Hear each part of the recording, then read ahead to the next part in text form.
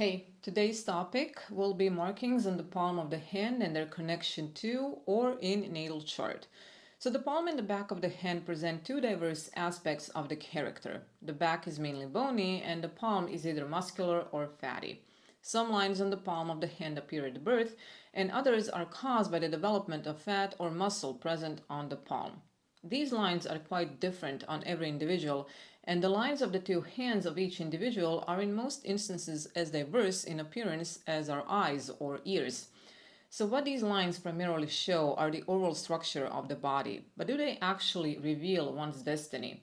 It took ages of research and many observers who have developed a practical system of this art.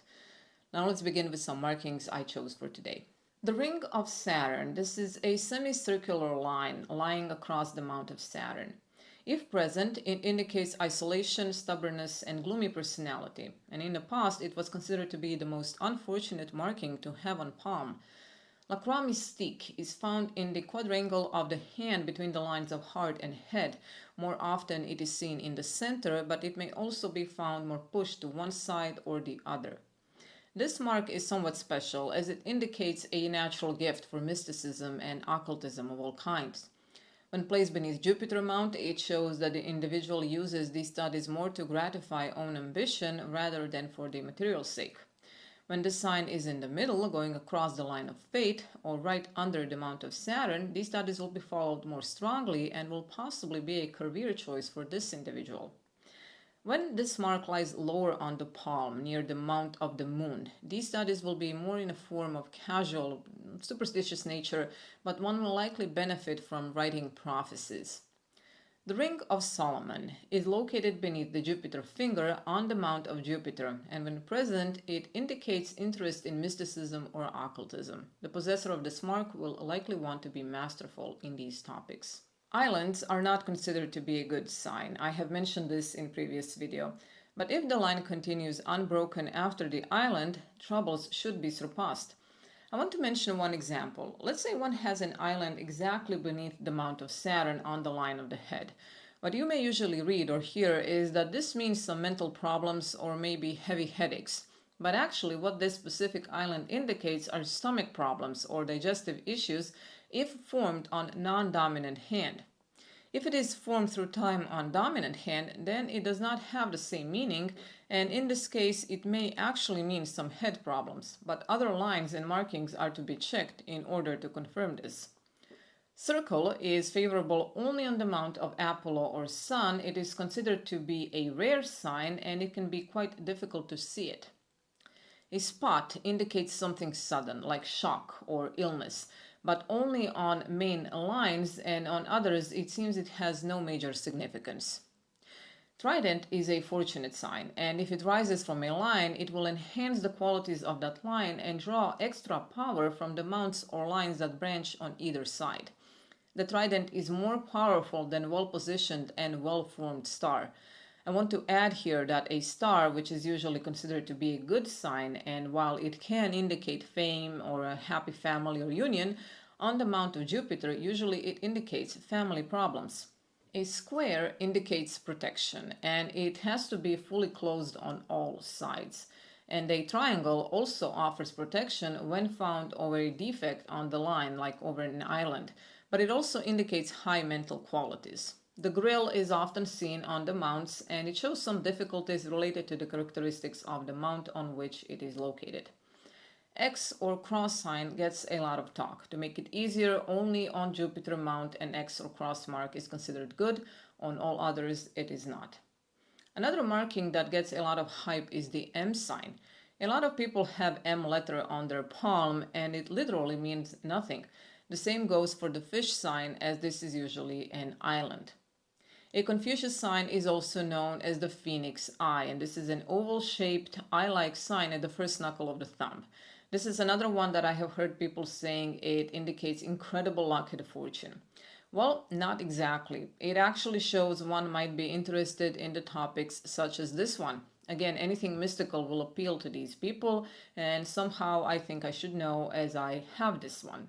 As for the lines, a deep and clear vertical line on the mount of Mercury indicates very high probability of success, but this one is quite rare. And the same goes for the vertical strong line on the mount of Apollo. And this one, though people usually think it indicates fame and riches, it actually shows the will and strength to achieve good results. These individuals want to be successful and usually are because they're willing to put a lot of effort into whatever they're doing. A single vertical line on whichever mount will be more beneficial than more vertical lines. More than one line indicate versatility and talents associated with the mount on which they're present. Okay, now let's move on to my palm and what can be seen from it in my natal chart. I'm using the whole sign house system. You can use any house system you want. Dominant planets won't change, but planet placements in the houses might. I will be showing you my left palm. Lines on my left and right palm are not the same, but they're also not too different. And let's begin with the overall hand.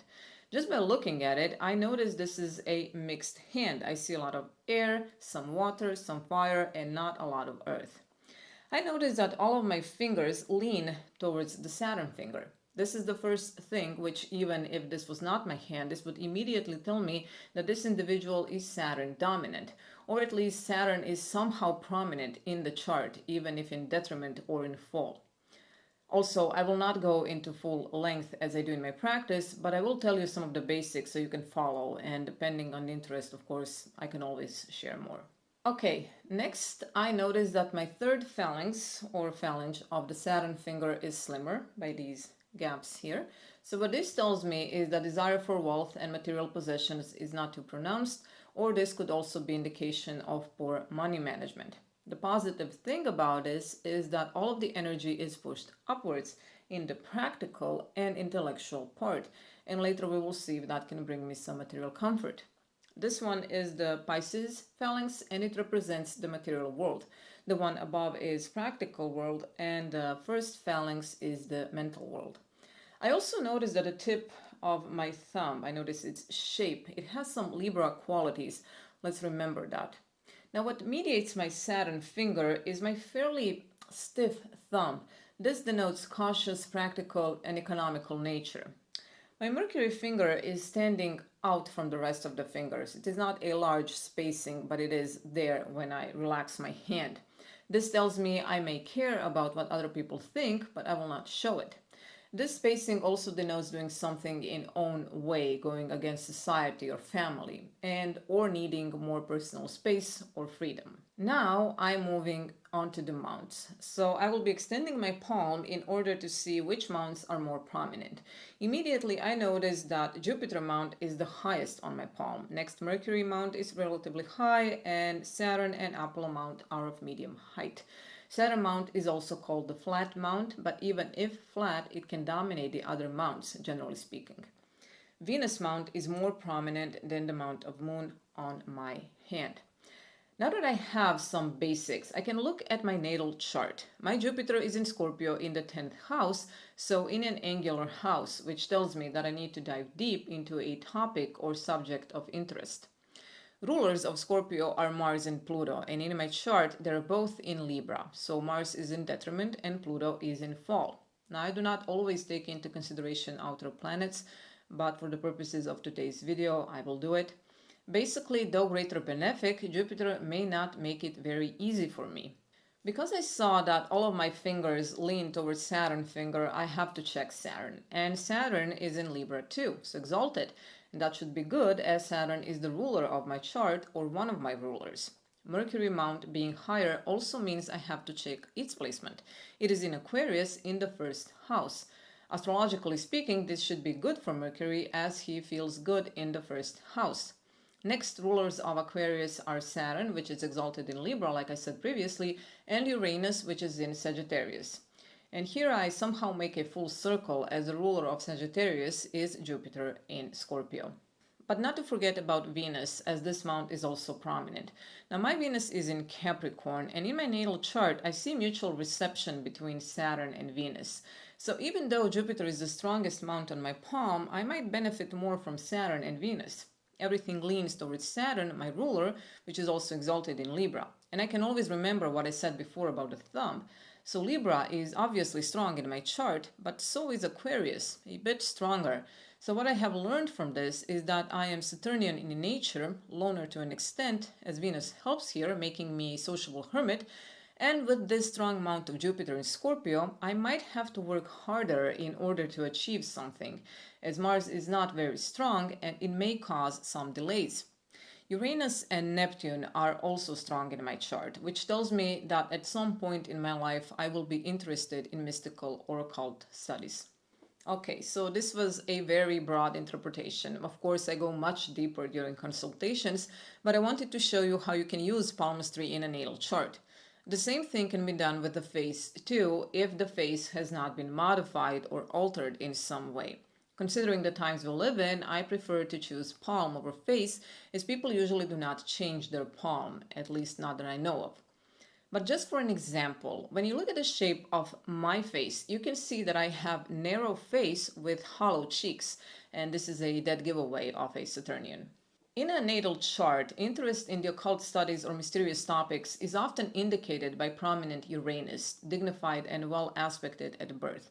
So Uranus in the first or in the 10th house, conjunct the Sun or Mercury, or Uranus and Saturn conjunct Mercury or in the same house as Mercury. Uranus in the 11th house may show this interest too. Also, Neptune prominent or rising, well aspected, indicates interest in the mysterious. Moon in Aquarius will show at least a lover of the occult or the weird, enigmatic, or strange topics. Notice I did not mention astrology. Other positions will indicate if one will be good or only superficial in astrology studies. But occult studies do include astrology, numerology, palmistry, physiognomy, tarot, herbalism, and so on. And Gemini, Scorpio, and Aquarius dominant individuals seem to have natural tendencies towards the occult studies. The hand has been termed throughout history as the second face because not only that it corroborates what the face indicates, but it also reveals some things which the face does not. In form, every hand is at once the indicator and epitome of the body and brain to which it belongs. Debarral said, hands may resemble each other, but nature never repeats herself.